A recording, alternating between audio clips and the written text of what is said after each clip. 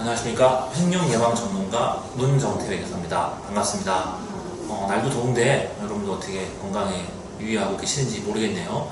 휴가는 다들 잘 다녀오셨나요? 오늘은 분식회계에 대해서 설명드리고자 합니다.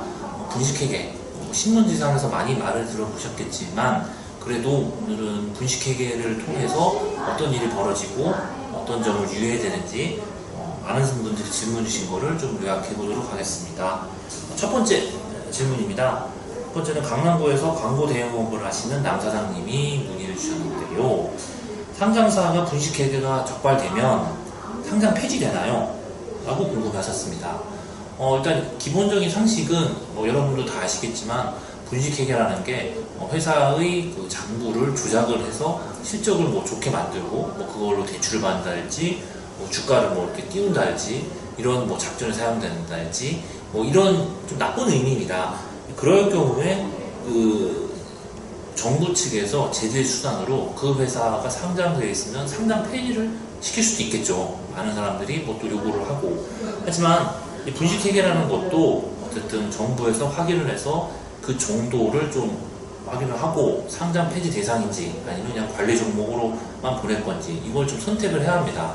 그런 절차에 따라 해야 합니다. 왜냐하면 상장사 같은 경우는 주주들이 있습니다. 이 주주들이 상장 폐지를 바로 해버리면 피해를 보기 때문에 이런 분식회계에 대해서 정확하게 좀 원인과 결과를 확인을 하고 그 효과가 그 상장 폐지 대상인지는 정부 측에서 결정을 해줘야겠죠. 그거에 따라 만일 불복을 하면 심지어 주주들이 정부에 소송을 걸 수 있기 때문입니다. 정확한 내용과 사실과 원인을 좀 규모 그런 걸 파악을 해서 상장 폐지가 진행되니까 꼭 분식회계가 일어났다 해서 상장 폐지가 되는 건 아니다.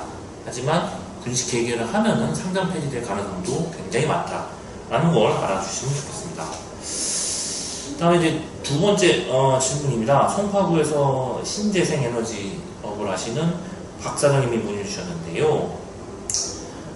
상장회사가 분식회계를 했다는 많이 들어봤는데 분식회계를 통해서 계속해서 상장회사가 유지가 될 수 있느냐 이렇게 질문을 주셨습니다. 보통 이제 기업 이미지가 를 좋게 하기 위해서 분식회계, 즉 재무제표를 좋게 만드는 경우가 많은데 상장사들이 좀 그런 유혹을 많이 느낍니다. 올해 회사의 실적이 안 좋아서 요게 주주들이나 실적이 나빠지면 주주들의 항의가 있을 것 같으니까 분식회계를 할 유혹을 많이 느끼죠. 하지만 절대로 우리 사람들 그러시면 안 됩니다. 그러면은 검찰 고발되기도 하고 벌금뿐만 아니라 구속이 돼가지고 감옥에 갈 수도 있기 때문입니다.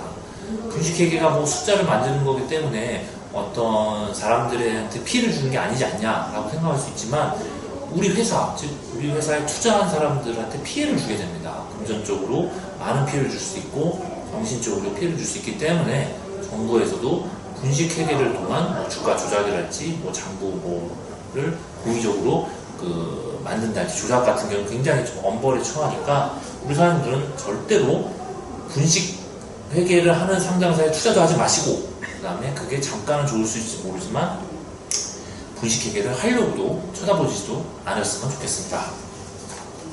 세 번째 질문입니다. 인천 남구에서 도소매업을 하시는 신사님이 보내주셨는데요. 기본적인 질문이네요. 분식회계가 뭐냐?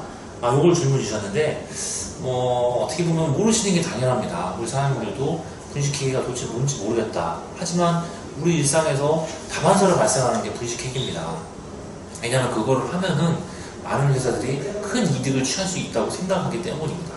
하지만 정부에서도 요즘에 분식회계에 대한 제재가 굉장히 커지고 있으니까 이런 부분도 꼭 유의하시고요. 분식회계는 이런 겁니다. 우리 장부를 좋게 만들어가지고 우리 회사를 뻥튀기 시켜서 주가를 부양한다 할지 아니면 대출을 받는데 유리하게 한다 할지 아니면 투자자들한테 투자를 모집할 때 굉장히 좀 선전용으로 만들 수 있겠죠. 그러면은 투자를 받을 때 우리 회사는 좋겠지만 나중에 그게 허위고 거짓 정보잖아요. 분식이라는 게. 그런 게 밝혀졌을 경우에는 투자자들이 피해를 보고 투자자들이 손해배상 청구를 할 수도 있습니다. 그러니 우리 회사 사장님들은 절대 분식회계를 통해서 이익을 취하려고 하지 않으셨으면 좋겠습니다. 이상으로서 분식회계에 대한 설명을 마치고요. 혹시 더 궁금한 사항 있으면 문의 주시고요. 절대로 우리 사람들은 분식회계 안 했으면 좋겠습니다. 예, 감사합니다.